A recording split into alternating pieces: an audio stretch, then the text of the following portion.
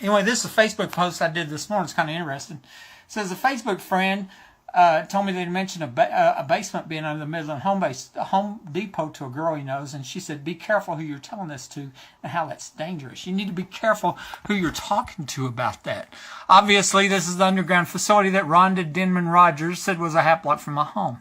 One day I was telling my story to a Home Depot clerk about buying my home from this guy that just died mysteriously, and after reporting a suspected tunnel to law enforcement, I was ambushed and shot by somebody under my home with the phone lines cut and burglar alarms going off in the attic. She then blurts out, if you happen to see a lot of cars in the parking lot late at night, then it's because we're stalking. I took this as a clue, and I had already been told in so many words that a lot of people were in the underground facility when I shot.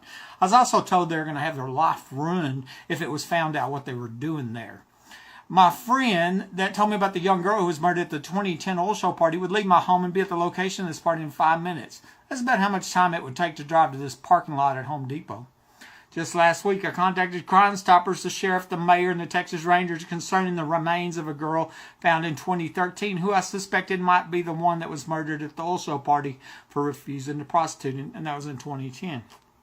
My friend was afraid to report this murder and said that high-level police were there. I suspected it was some of the former secret police that had been caught in my house covering up the murder attempt on my life. While looking at various Google Earth satellite pictures, and you can do that yourself, 3802 Fair Circle, Midland, Texas, I noticed that the road behind the Home Depot store looked like it had been cut open for a large ditch that was aimed directly at my home. You might have to go to the historical pictures, the older pictures.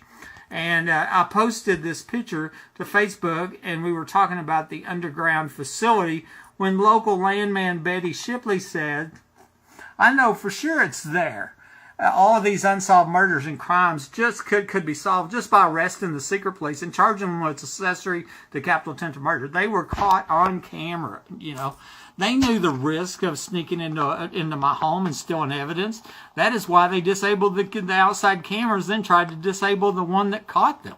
You can't get any more busted than these dirty cops. And that's why they hid like the coward criminals they are for 6 years before we got them identified.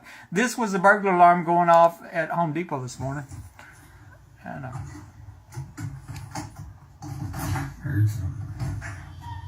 Hear it?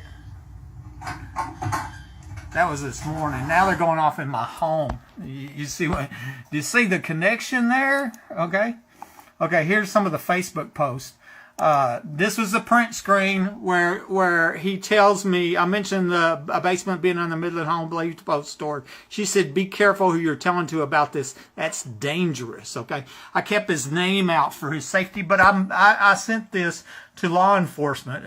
I have serious concerns with law enforcement, obviously, okay? This was a private message from a Rhonda Denman Rogers, okay? I said, there's an underground facility somewhere by my house. She says, yes, it is. I know, a half block away. And now, that wasn't 1 block or 2 blocks. She knows exactly where it is, you know? And so I print screened that and I posted that to my Facebook, okay? I mean, it's like how many people you need. Here's another conversation, a guy named Ricky Ronaldo. I took out his last name, but that was his name. He said, I used to live in that house. He's talking about my house. And so when I was a kid, there are tunnels under the house. Me and my brother would always go down there. He's talking about my house, and I'm sure these are the tunnels that I was shot from, okay?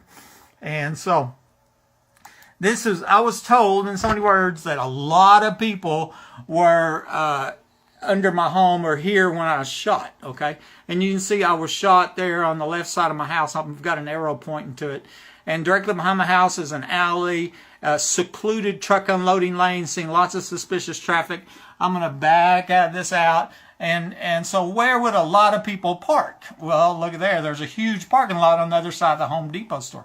I was telling a clerk my story. She worked in that store, and she just blurts out, if you ever see a lot of cars in the parking lot late at night, it's because we're stalking. Oh, really? Okay, well, you sure you're not underground having a murder party? Anyway, let me go to the next one. This gives a close-up of, there's a Home Depot store. Here's my home. Here's where I was shot. Okay.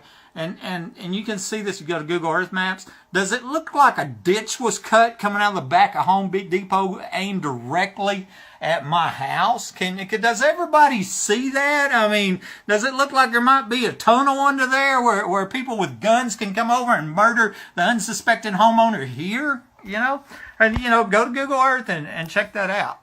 Let me go to the next one. Okay.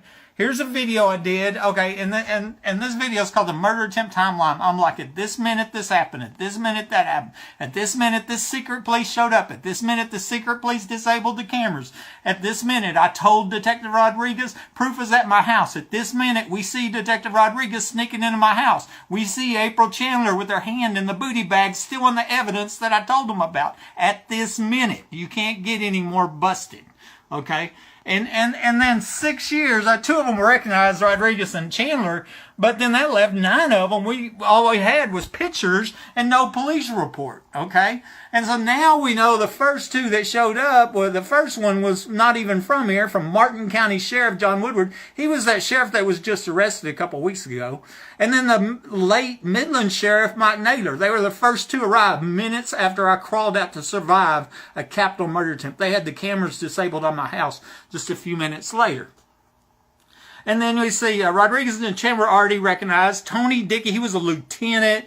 Greg Chatwell was a sergeant. Here's a Greg Nelson. Marty Barrett, a crime scene investigator, sneaking into a home to steal evidence from a crime victim in a murder attempt. And it makes you wonder how many times he's testified in court about evidence that he snuck into a home and stole or tampered with or modified and to cover for killers that are breaking into homes, murder people. Chad Simpson, known murderer, murdered his wife and killed himself in 2014. Mike Naylor, he was a sheriff deputy, second one to show up. He's also dead. 2 police officers are dead. I don't even know who Mark Gilliam is. Michael Glick. One of them's from Eunice, I was told. Eunice, New Mexico. That's a whole different state. And then there's a former sheriff from Martin County, and he quit in 2014 after he got caught getting drunk with an inmate and getting this San Muerte or devil tattoo. It was something angel of death tattoo or whatever.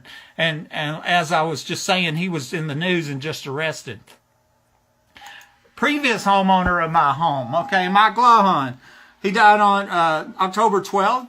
The Odessa American posts here on October 14, 2008, that he died in Fort Worth. But then they come back and changed it. Now, that wasn't an accident. And on the 18th, 4 days later, they changed it to say he died at his residence. Now, that's real interesting because that didn't automatically change. That was on purpose. The neighbor lived directly across the street named Marilyn DeLuigi told me twice that Mike Lawhon died in my house. And one time she says, I should know, right?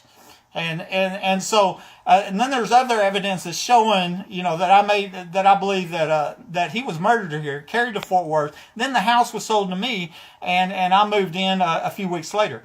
The week after this happened, the 2008 oil show started. Now, that's where I'm suspecting the oil show parties were in the underground facility or the basement under Home Depot that it's dangerous to talk about, okay? And so, and then last week is a news story from KMID, your base in here. And it was referencing a girl's remains found in 2013. Young girl between 14 and 21.